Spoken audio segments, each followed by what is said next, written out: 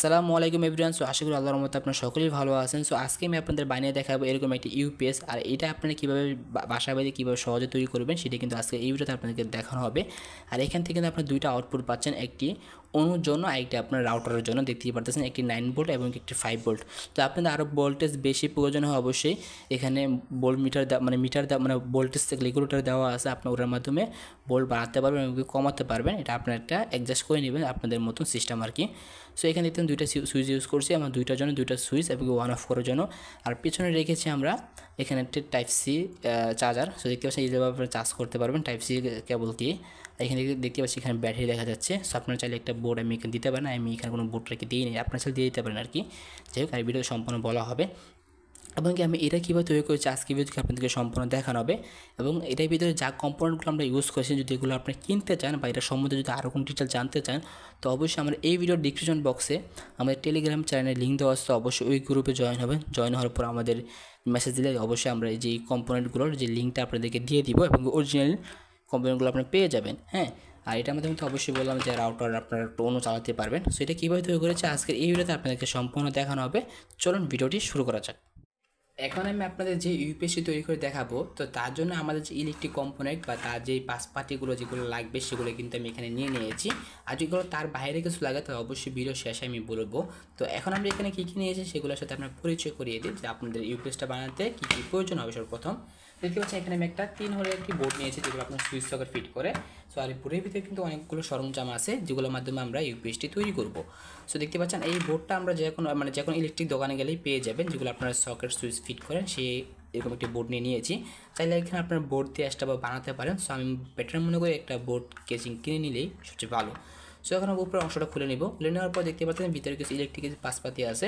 সর্বপ্রথম প্রয়োজন হবে আমাদের একটা ব্যাটারি। সো আউটপুট একটা ব্যাটারি প্রয়োজন হবে আমাদের যে ইউপিএস চালানোর জন্য। সর্বপ্রথম আমাদের ব্যাটারি প্রয়োজন হয়, আমরা সবাই জানি। তো দেখতে পাচ্ছি এখানে 3.7 ভোল্টের ব্যাটারি নিয়েছি। এরকম আমি দুইটা ব্যাটারি নিব। দুইটা ব্যাটারি নেওয়ার পর আমরা এখানে প্যারালাল কানেকশন করে দিব। দেখতে পারতেছেন কানেকশন করার পর এখানে দুটো তার বার করে নিয়েছি এখানে। সো আপনি এরকম করে নেবেন। সো তারপর লাগবে আমাদের ব্যাটারি চার্জ করার জন্য একটি বিএমএস সার্কিট। সো দেখতে পাচ্ছেন এখানে একটি বিএমএস সার্কিট নিয়ে নিয়েছি।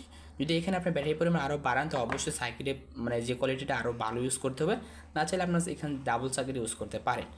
সো যে পাওয়ার যে বুস্ট কনভার্টার হবে, যেটা আমাদের যে রাউটার যে ইউপিএসগুলো থাকবে 9 ভোল্টের বা 12 ভোল্টের হয়ে থাকে, যেটা আমরা পাওয়ার বাড়ানোর জন্য আমরা এখানে ইউজ করবো বুস্টার মডিউল। দেখতে পারতেছেন। সো এর মাধ্যমে দেখা যাচ্ছে আমাদের কম যেই ভোল্টটাকে বেশি ভোল্টে ইনপুট আউটপুট করে দেয়। ইনপুট আপনি যদি কম ভোল্ট করেন তাহলে আমরা আউটপুট বেশি ভোল্ট পাবেন। এখানে ছোটো একটা রেগুলেটর দেওয়া আছে, সেটার মাধ্যমে আপনার ঘুরিয়ে ঘুরিয়ে ভোল্টেজটা বাড়াতে পারবেন। সো এরকম দুইটা নিয়েছি, তো আমাদের কোনোর জন্য একটা রাউটারের জন্য একটা। যদি আপনারা আরও এক্সট্রাভাবে চান তো অবশ্যই অ্যাড করে নিতে পারেন। সেটা আপনাদের ইচ্ছা, আপনি কয়টা লাইন বানাবেন। আর এখানে দেখতে পাচ্ছেন এখানে মেল কর্ড নিয়ে নিয়েছি আমরা আউটপুটের জন্য। দেখতে পাচ্ছেন দুইটা। আর এখানে অন অফ করার জন্য দুইটা লাইনে দুইটা সুইচ নিয়ে নিয়েছি, দেখতেই পারতেছেন। আর এখানে কোনো এক্সট্রা কোনো ইন্ডিকেটর ইউজ করিনি, কারণ আমার এখানে কোনো প্রয়োজন নাই বিধায় আমি এখানে ইউজ করিনি। আর এখানে দেখতে পাচ্ছেন বোর্ডের যে একটা সাইডে আমরা দুইটা মেল করার জন্য আমরা সিদ্ধ করছি এবং দুইটা সুইচের জন্য সিদ্ধ করে দিয়েছি, দেখতেই পারতেছেন। আর পিসের যে লাইনটা এখানে আমরা চার্জিং পোর্ট ইউজ করবো। সো এক্সট্রা একটা বোর্ড লাগিয়ে দেন আমরা চার্জিং পোর্ট ইউজ করে দিব। কিন্তু সব বোর্ডে এরকমটা ফাঁকা থাকে, সো এই ফাঁকাটা আমরা কাজে লাগাবো একটা চার্জিং পোর্ট হিসাবে। সো এগুলোই, আর এগুলো প্রতিটা কম্পোনেন্ট আমি এখানে ওয়ারিং করে এখানে সম্পূর্ণ বসিয়ে দিব। আর এটা কীভাবে ওয়ারিং করবো সম্পূর্ণ ডায়াগ্রাম কিন্তু আমাদের স্ক্রিন দেখতেই পারতেছেন। সেটা দেখে কিন্তু আমরা এখানে সবগুলো ওয়ারিং করে বসিয়ে দিব, ওয়ারিং করে আর কি বসাবো। আর যদি তাছাড়াও যদি এটা পাশাপাশি কোনো পাশপাতি প্রয়োজন হয় তাহলে অবশ্যই ভিডিও শেষে আমরা সব বলে দিই বিস্তারিত। চলুন ভিডিওটি শুরু করা যাক।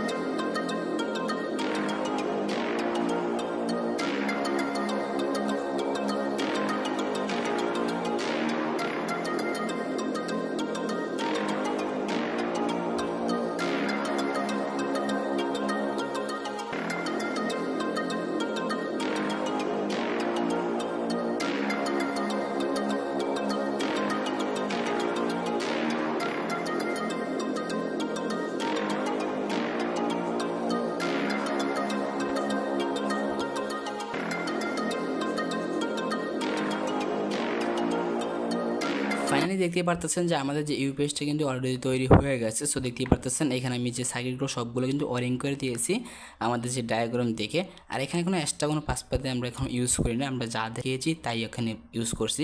সো এখন আমরা একটা গ্লুকন আঠা দিয়ে ভালো মতন আমরা এই সুইচগুলো, ফিমেল যে কর্ডগুলো এবং কি সার্কিটগুলো ভালো মতন এখানে বসিয়ে দিব। দেন বসানোর পর আমরা এখানে এক্সট্রা একটা বোর্ড ইউজ করব। দেখতে পাচ্ছেন প্লেন একটি বোর্ড নিয়ে নিয়েছি, আগে থেকে কেটে নিয়েছি এটার মাপ অনুযায়ী। সো আমরা এই বোর্ডটা পর আমরা এইখানে একটা লাগিয়ে দিব, দেখা যাচ্ছে যে অনেক সুন্দর দেখা যাবে। যদি আমরা এই ফাঁকা বোর্ডটা ইউজ করতাম, যে পয়েন্ট কাটা আছে সেই বোর্ডটা ইউজ করতে আসতে ভালো দেখা যেত না, দেখতে একটু মানে অন্যরকম লাগতো। এই যে এই বোর্ডটা আর কি, তাহলে আপনারা ইউজ করতে পারেন এক্সট্রাভাবে একটু টুকটাক একটা বোর্ড দিয়ে দেন এটা ইউজ করে দিতে পারেন, কোনো সমস্যা নেই। সো আমার কাছে এটা আর ভালো লাগতেছিল না, এই জন্য আমরা এক্সট্রাভাবে একটি বোর্ড কেটে নিলাম। সো আমরা এটা এখানে লাগিয়ে দিব। তো ফটাফট করে আগে ভিতরে যেই সরঞ্জামগুলো গেলে আমরা গ্লুগান দিয়ে আঠা থেকে বসিয়ে দিই ভালো মতন, না হলে পরে লড়ে চড়ে গেলে দেখা যাচ্ছে আপনার যে সার্কিটগুলো শর্ট সার্কিট হয়ে যাবে, তো দেখা যাচ্ছে পরেগুলো সবগুলো পুড়ে যাবে। সো এখন আমরা সবগুলো আমরা গ্লুগান আঠা দিয়ে দেন বসিয়ে দেবো ভালো মতন।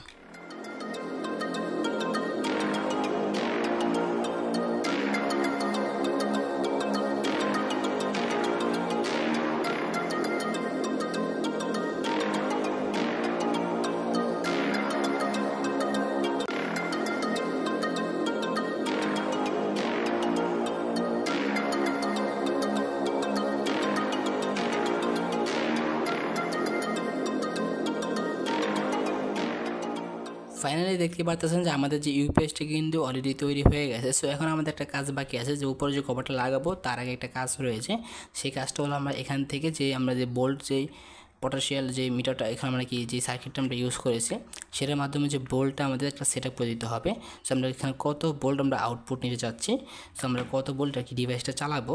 সো দেখতেই পারতেছেন যে এখানে আমি একটা রাউটার নিয়ে নিয়েছি। সো এই রাউটারটা আমাদের অলমোস্ট আমি দেখাই আপনাদের, যে এখানে 9 ভোল্টের একটি রাউটার দেখতে পারতেছেন, 9 ভোল্ট আর কি 600 এমপিয়ারের একটি রাউটার এটা।